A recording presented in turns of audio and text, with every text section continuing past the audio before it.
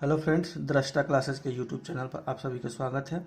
इस वीडियो में हम लाभ तथा हानि के प्रश्नों को सॉल्व करेंगे और इसका टाइप होगा क्रय मूल्य ज्ञात करने पर आधारित प्रश्न। तो चलिए शुरू करते हैं पहले प्रश्न से।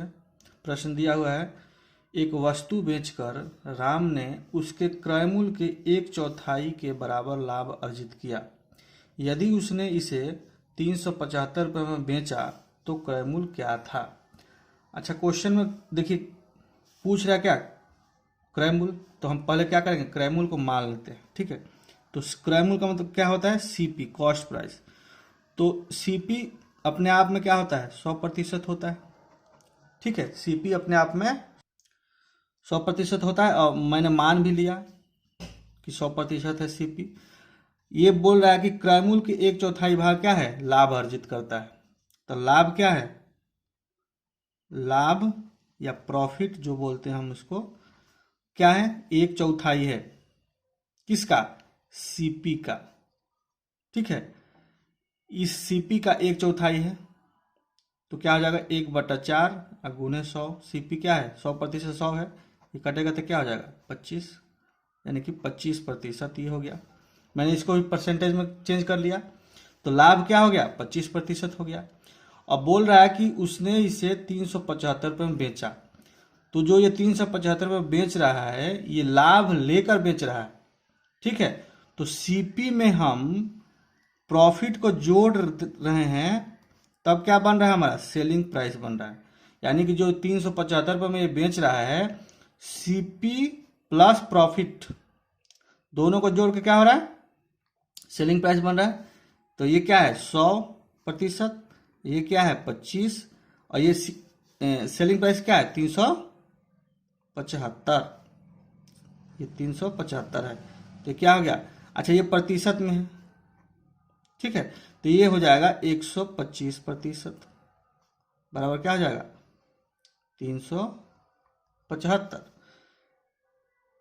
तो 1% कितना हो जाएगा, 1% हो जाएगा 375/125।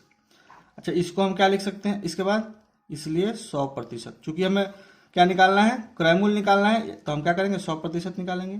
तो क्या हो जाएगा 375/125 गुने 100।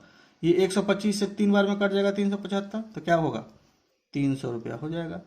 यानी कि 300 जो हो गया, ये यही क्रय मूल्य निकालने के लिए बोल रहा था। इसी प्रश्न को अगर हम यूनिट मेथड से बनाते तो देखिए कैसे बनता। इसको हम अगर यूनिट मेथड से बनाते, यूनिट मेथड से, तो कैसे बनता देखिए। यहां बोल रहा है कि लाभ कितना हो रहा है, लाभ जो है 1/4 हो रहा है, यानी कि 1/4 भाग हो रहा है। ठीक है, तो मैंने क्या बताया था आपको, यूनिट का जो कंसेप्ट बताया था कि जो बट्टा के नीचे होता है वो ओरिजिनल वैल्यू होता है, यानी कि ये क्या है, ओरिजिनल है। ठीक है, ये है ओरिजिनल। ऊपर वाला क्या होता है, रिजल्टेंट होता है, रिजल्टेंट होता है। ठीक है, तो लाभ 1/4 है, तो चूंकि लाभ किस में जुड़ेगा, ओरिजिनल वैल्यू में जुड़ेगा, तो ये क्या हो जाएगा, ऊपर लिखा जाएगा जो है, ये 4 यूनिट ऊपर जाकर जुड़ के जब लिखाएगा तो क्या हो जाएगा, ये 4 ऊपर जुड़ेगा तो क्या होगा, 1 और 4 5 अब बट्टा 4। ठीक है, ये क्या हो गया, ओरिजिनल वैल्यू में 1 यूनिट जुड़ेगा तो ऊपर वाला क्या हो गया, 5 हो गया बट्टा 4। तो ऊपर वाला मैंने क्या बताया था कि रिजल्टेंट होता है, तो 5 यूनिट बराबर, यहाँ 5 है, इसको मैं यहाँ लिख लेता हूँ 5/4। ठीक है, 5 यूनिट जो है ऊपर वाला रिजल्टेंट है, तो 5 यूनिट के बराबर क्या रख देंगे हम, 375, 375 रख देंगे। ठीक है, और नीचे वाला क्या होता है, ओरिजिनल वैल्यू। तो 5 यूनिट 375 है, तो 1 यूनिट की वैल्यू कितना हो जाएगा, 1 यूनिट का वैल्यू हो जाएगा 75। ठीक है, यानी कि 1 यूनिट का वैल्यू 75 है, तो 5 यूनिट का वैल्यू कितना हो जाएगा 375। तो इसलिए हम क्या कर देंगे, 4 यूनिट हमको निकालना है, तो इसमें 75 से गुना कर देंगे, तो ये हो जाएगा 300, 300 हो जाएगा। आंसर यही हमारा निकल के आ जाता है एक लाइन में। ठीक है, एक लाइन में भी हमारा आंसर यूनिट मेथड से निकल के आ जाता। ठीक है, बस इतना ध्यान रखना है कि बट्टे के नीचे वाला क्या होता है, ओरिजिनल वैल्यू होता है, और ऊपर वाला क्या है, रिजल्टेंट होता है। तो चूंकि बोल रहा था कि लाभ हो रहा है 1/4, तो ओरिजिनल वैल्यू में क्या हो रहा है, ऊपर वाला एक जुड़ेगा तो 5 हो जाएगा। ठीक है, तो 5 यूनिट हो जाएगा, तो 5 यूनिट को हम क्या कर रख देंगे, 375 के बराबर रख देंगे। और 1 यूनिट का वैल्यू क्या निकल के आ जाएगा, 75। तो 4 यूनिट का वैल्यू निकालना है, तो इसमें 75 से गुना कर देंगे तो आंसर हो जाएगा 300 हो जाएगा। अगला प्रश्न दिया हुआ है, एक व्यक्ति 16,800 रुपये में 18 कुर्सी बेचकर 3 कुर्सी के क्रय मूल्य के बराबर लाभ प्राप्त करता है। एक कुर्सी का मूल्य ज्ञात करना है। तो मैं मान लेता हूं कि माना कि एक कुर्सी का कॉस्ट प्राइस कितना है, एक्स है। ठीक है, तो कितने बेच रहा है, 18 कुर्सी। तो 18 कुर्सी का जो है सेलिंग प्राइस, इसका जो है सेलिंग प्राइस किसके बराबर है, देखिए यहां मैंने एक कुर्सी का कॉस्ट प्राइस मान लिया, और यहां क्या बोल रहा है कि 18 कुर्सी बेचकर, यानी कि 18 कुर्सी का जो कॉस्ट प्राइस होगा वो 18 कुर्सी का कॉस्ट प्राइस प्लस 3 कुर्सी के कॉस्ट प्राइस के बराबर होगा। समझ में आ रहा है, ये बोल रहा है कि 18 कुर्सी बेचकर 3 कुर्सी के क्रय मूल्य के बराबर लाभ अर्जित करता है। यानी कि 18 कुर्सी का जो कॉस्ट प्राइस है उसमें 3 कुर्सी का कॉस्ट प्राइस जो उसको लाभ हो रहा है उसको जोड़ेंगे तो जो ये दोनों का वैल्यू आएगा वो कितना है, 18 कुर्सी के सेलिंग प्राइस के बराबर हो जाएगा। ठीक है, तो ये क्या हो जाएगा, 18 कुर्सी का क्या हो जाएगा, 18 का कॉस्ट प्राइस सेलिंग प्राइस बराबर हो जाएगा, ये जुड़ेगा तो क्या हो जाएगा, 21 का कॉस्ट प्राइस। यहाँ पर कुर्सी है, मैंने यहाँ लिखा नहीं है कुर्सी, लेकिन आप लोग समझ जाइएगा कि ये जो है 18 का सेलिंग प्राइस बराबर है किसके, 21 के कॉस्ट प्राइस के। यहाँ ब्रैकेट में आप कुर्सी लिख सकते हैं, यहाँ भी कुर्सी लिख सकते हैं। ठीक है, अच्छा यहाँ दिया है 18 कुर्सी का मूल्य कितना दिया है, जो बेचा है, यानी कि 18 कुर्सी का सेलिंग प्राइस कितना दिया है, 16,800। यानी कि 18 जो है कुर्सी का सेलिंग प्राइस कितना दिया है, 16,800 रुपये। अच्छा यहाँ देखिए कि 16,800 रुपये दिया है क्या, 18 कुर्सी का सेलिंग प्राइस, और यहाँ क्या निकल के आया है, 18 कुर्सी का सेलिंग प्राइस कितना निकल के आया है, 21 कुर्सी के कॉस्ट प्राइस के बराबर। तो इसमें और इसमें देखिए कि 18 कुर्सी का सेलिंग प्राइस दिया है 21 कुर्सी के कॉस्ट प्राइस के बराबर। तो हमको निकालना है कितना, कॉस्ट प्राइस निकालना है। तो हम क्या कर देंगे, ये दोनों बराबर हो गया तो इसको भी बराबर कर देंगे, तो क्या हो जाएगा, 21 कुर्सी का जो कॉस्ट प्राइस होगा वो क्या हो जाएगा, इतना हो जाएगा, यानी कि 16,800 हो जाएगा। ठीक है, तो एक कुर्सी का कॉस्ट प्राइस कितना हो जाएगा, एक कुर्सी का सीपी जो हो जाएगा कितना हो जाएगा, 16,800 डिवाइडेड बाई 21। ठीक है, तो ये क्या हो जाएगा, 8 से कट जाएगा। ठीक है, 8 से कट जाएगा यानी कि 800 हो जाएगा, यानी कि एक कुर्सी का कॉस्ट प्राइस कितना हो गया, 800 रुपया हो गया। फिर से इस प्रश्न को समझ लीजिए, मैंने मान लिया कि एक कुर्सी का कॉस्ट प्राइस कितना है, 100 रुपया है। ठीक है, तो ये बोल रहा है प्रश्न में कि 18 कुर्सी बेचता है वो। ठीक है, तो 18 कुर्सी का जो है सेलिंग प्राइस किसके बराबर होगा, 18 कुर्सी बेचकर 3 कुर्सी के क्रय मूल्य के बराबर लाभ कमाता है। यानी कि 18 कुर्सी जो है वो खरीदा होगा और 3 कुर्सी के क्रय मूल्य के बराबर वो लाभ कमाता है। यानी कि 18 कुर्सी और प्लस 3 कुर्सी के क्रय मूल्य के बराबर लाभ कमाता है, दोनों को जोड़ देंगे तो क्या हो जाएगा, 21 कुर्सी का क्रय मूल्य, यानी कि 21 कुर्सी का कॉस्ट प्राइस हो जाएगा। और ये किसके बराबर हो जाएगा, 18 कुर्सी को बेचता है उसके बराबर हो जाएगा। ठीक है, और यहाँ दिया है कि 18 कुर्सी कितना बेच रहा है, 16,800 में।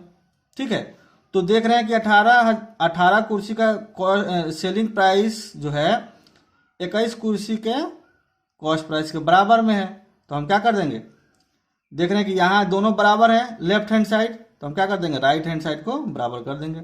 तो 21 जो है कुर्सी का कॉस्ट प्राइस क्या हो जाएगा, 16,800। तो एक कुर्सी का वैल्यू हम लोग निकाल लेंगे। मैंने पहले परसेंटेज में बताया था कि जब भी लाभ होता है या वृद्धि होता है तो क्या करते हैं, कॉस्ट प्राइस में उतना परसेंटेज को जोड़ देते हैं। यहाँ दिया है परसेंटेज में नहीं दिया है, यहाँ 3 कुर्सी के क्रय मूल्य के बराबर दिया है, तो हमने क्या किया कि 18 कुर्सी के कॉस्ट प्राइस में क्या किया, 3 कुर्सी को जो लाभ हो रहा है उसको ऐड कर दिया। बात वही, कंसेप्ट आप लोग याद रखिएगा। अगला प्रश्न है कि 17 गेंदों को 720 रुपये में बेचने पर 5 गेंदों के क्रय मूल्य के बराबर की हानि होती है, एक गेंद की क्रय मूल्य ज्ञात कीजिए। तो मैं मान लेता हूं कि माना कि एक गेंद का क्रय मूल्य अर्थात कॉस्ट प्राइस क्या है, एक्स है, ठीक है, या 1 यूनिट मान लेता हूं, एक्स ही मान लेता हूं, ठीक है, एक्स है। तो यहां क्या दिया है कि 17 गेंदों का सेलिंग प्राइस कितना दिया है, 720 रुपये दिया है। ये जो है 17 गेंदों का सेलिंग प्राइस दिया हुआ है। आगे प्रश्न में बोल रहा है कि क्या बोल रहा है, 5 गेंदों के क्रय मूल्य के बराबर की हानि होती है, क्या, किस पर, 17 गेंदों को 720 में बेचने पर। तो क्या करेंगे हम, 17 सीपी माइनस 5 सीपी, ठीक है, 17 गेंदों को बेच रहा है तो 5 गेंदों के क्रय मूल्य के बराबर क्या होगा, हानि हो रहा है, यानी कि 17 गेंदों का जो कॉस्ट प्राइस होगा उसमें से 5 गेंदों के कॉस्ट प्राइस माइनस करेंगे तभी तो हानि होगा। हानि निकालने के लिए क्या करते हैं, कॉस्ट प्राइस जो होता है उसमें से निकालते हैं, यानी कि उसमें से माइनस करते हैं। तो मूल क्या है, 17 गेंद है, तो 17 गेंद का कॉस्ट प्राइस में से हम 5 गेंद के कॉस्ट प्राइस को माइनस कर लेंगे, तब हमारा ये किसके बराबर है, तब ये बराबर है कितने, 17 गेंद के कॉस्ट प्राइस के बराबर, 17 गेंदों के एसपी के बराबर है। तो ये क्या हो जाएगा, घटेगा तो क्या हो जाएगा, 12 सीपी हो जाएगा ना, ये क्या हो जाएगा, 17 एसपी हो जाएगा ये, ठीक है। और ये किसके बराबर है, 17 गेंदों को जो बेच रहा है वो किसके बराबर है, 720 रुपया के बराबर, ठीक है। हमें यहाँ दिया है क्या निकालने के लिए, कॉस्ट प्राइस, तो इसके बराबर हम ये रख देंगे, चूंकि तीनों इक्वल में है, तो क्या हो जाएगा, 12 सीपी बराबर 720 रुपया। इसलिए अच्छा एक चीज देखिए, यहां पर जो मैंने सीपी लिया है ना, 1 यूनिट मान लीजिए आप, 1 यूनिट, ठीक है। तो क्या हो जाएगा, तब 12 सीपी का कितना हो गया, बराबर 720, तो 1 सीपी क्या हो जाएगा, 1 सीपी यानी कि 1 यूनिट जो होगा वो क्या हो जाएगा, 720 बट्टा 12, तो ये 12 छक 72 हो जाएगा, यानी कि 60 रुपये हो जाएगा एक गेंद की कीमत। फिर से समझिए, क्वेश्चन में बोल रहा था कि 17 गेंदों को 720 रुपये में बेचने पर 5 गेंदों की क्रय मूल्य के बराबर हानि होती है, ठीक है। मैंने मान लिया कि एक गेंद का सीपी यानी कॉस्ट प्राइस क्या है, 1 रुपया है, ठीक है, या 1 यूनिट बोलिए या 1 रुपये बोलिए। क्वेश्चन में क्या बोल रहा है कि 17 गेंदों का जो है सेलिंग प्राइस कितना है, यहाँ पर 720 रुपया। तो ये जो है यहाँ से प्रश्नानुसार मैंने क्या किया कि 17 गेंदों को जब बेच रहा है तो 5 गेंदों के बराबर उसको, 5 गेंदों के कॉस्ट प्राइस के बराबर उसको हानि हो रहा है, तो 17 में से 5 गेंदों को घटाएंगे तभी तो हानि होगा ना। 17 गेंद है तो 17 गेंदों का कॉस्ट प्राइस, उसमें से 5 गेंदों का कॉस्ट प्राइस घटा लेंगे तब हानि होगा। और ये किसके बराबर है, 17 गेंदों के एसपी के बराबर, क्योंकि 17 गेंद ही बेच रहा है वो, तो इसको घटा लेंगे तो क्या हो जाएगा, 12 सीपी हो जाएगा, यानी कि 12 गेंदों का कॉस्ट प्राइस, 12 गेंदों का कॉस्ट प्राइस हो जाएगा। तो इसको हम क्या कर देंगे, 12 गेंदों का कॉस्ट प्राइस को 720 के बराबर रख देंगे, चूंकि इक्वल में है सब, तो एक गेंद का कॉस्ट प्राइस हम निकाल लेंगे तो क्या आ जाएगा, 60 रुपये आ जाएगा। अगला प्रश्न है कि रमेश एक पोशाक को 1440 रुपये में बेचता है और 20% लाभ कमाता है, पोशाक का क्रय मूल्य कितना होगा। अच्छा, क्वेश्चन में बोल रहा है कि कितना, 1440 रुपये में बेचता है, तो 1440 रुपये में बेचता है और 20% लाभ कमाता है, यानी कि 20% लाभ भी है इसमें 1440 रुपये में, ठीक है। तो मैं मान लेता हूं कि सीपी जो है वो क्या है, 100% है, जो कि अपने आप में होता भी है, सीपी 100% है, ठीक है। और लाभ कितना है, प्रॉफिट कितना है, 20% है। तो मैंने आपको परसेंटेज बताया था ना कि अगर 20% लाभ बोल रहा है, इसका मतलब क्या है, 100 प्लस 20%, यानी कि क्या हो जाएगा ये, इसलिए क्या हो जाएगा 120% बराबर कितना हो जाएगा, क्योंकि ये रुपया में कितना है, 1440। देखिए सीपी जो है 100%, प्रॉफिट है 20%।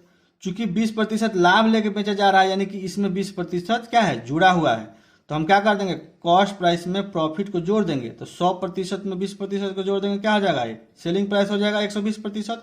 और यहाँ सेलिंग प्राइस क्या है, रुपया में दिया हुआ है 1440 रुपया। ठीक है, तो 1% निकाल लेंगे, तो 1% हो जाएगा 1440 बट्टा 120। इसलिए क्या कर देंगे, 100% निकाल लेंगे।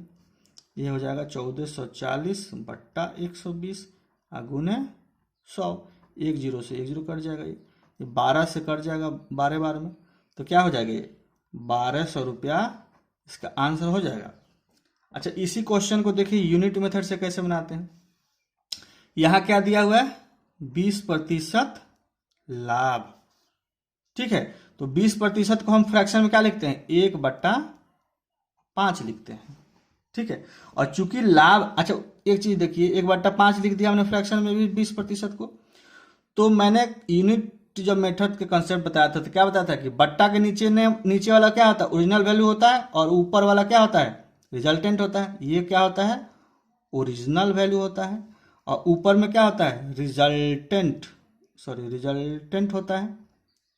ठीक है, तो यहाँ लाभ हो रहा है, तो ओरिजिनल वैल्यू क्या है, 5 है, और लाभ 1 यूनिट का हुआ है, तो जब जोड़ देंगे हम ऊपर में ले जाके इसको, तो क्या हो जाएगा, ये 6/5 हो जाएगा। देखिए, नीचे वाला ओरिजिनल वैल्यू होता है, ऊपर वाला रिजल्टेंट होता है। चूंकि लाभ हुआ है, तो ओरिजिनल वैल्यू में ही तो ये जोड़ेंगे ना रिजल्टेंट को, तो 5 यूनिट ये हुआ और 1 यूनिट ये, तो क्या हो गया, 6 यूनिट बटा 5। तो यहाँ क्या बोल रहा है कि 20% लाभ, तो 20% क्या है, इसमें लाभ है ना, तो ये जो रिजल्टेंट हो गया 6 यूनिट, इसको हम रख देंगे 1440 के बराबर। तो 6 यूनिट किसके बराबर है, 1440 के बराबर है। तो इसलिए 1 यूनिट का वैल्यू कितना हो जाएगा, 1 यूनिट का वैल्यू निकालेंगे तो कितना हो जाएगा, तो 6 यूनिट का वैल्यू 1440 है, तो 1 यूनिट का वैल्यू निकालेंगे तो क्या हो जाएगा, 240 हो जाएगा। यहाँ पर नहीं दिख रहा होगा शायद, 240 हो जाएगा। तो निकालना क्या है, पोशाक क्रय मूल्य, तो नीचे वाला क्या है, ओरिजिनल वैल्यू है ना, तो ये 5 यूनिट है ओरिजिनल वैल्यू, तो इसको हम क्या कर देंगे, 5 यूनिट निकालने के लिए क्या कर देंगे, 1 यूनिट का वैल्यू क्या आया है, 240, तो 240 से हम इसमें गुना कर देंगे। तो जब गुना करेंगे तो क्या आ जाएगा, ये 5 में 240 से गुना कर देंगे तो 12 से आ जाएगा, यही हमारा आंसर हो जाएगा। तो यूनिट मेथड से आप ऐसे भी बना सकते हैं। अगर आपको यहाँ सही से नहीं दिख रहा हो तो मैं यहाँ लिख देता हूँ। ये मैंने लिखा था 6/5, ऊपर वाला होता है रिजल्टेंट, तो ये 6 यूनिट जो है ये किसके बराबर है, 1440 के बराबर है। तो 6 यूनिट 1440 के बराबर है, तो 1 यूनिट का वैल्यू कितना हो गया होगा, इसका मतलब 240। ठीक है, तो 1 यूनिट का वैल्यू 240 निकल गया। अब 5 यूनिट निकाल देंगे हम, क्योंकि 5 यूनिट क्या होता है, ओरिजिनल वैल्यू होता है। ठीक है, तो इसमें हम 240 से गुना कर देंगे, तो ये हो जाएगा 1200, यही हमारा आंसर हो जाएगा।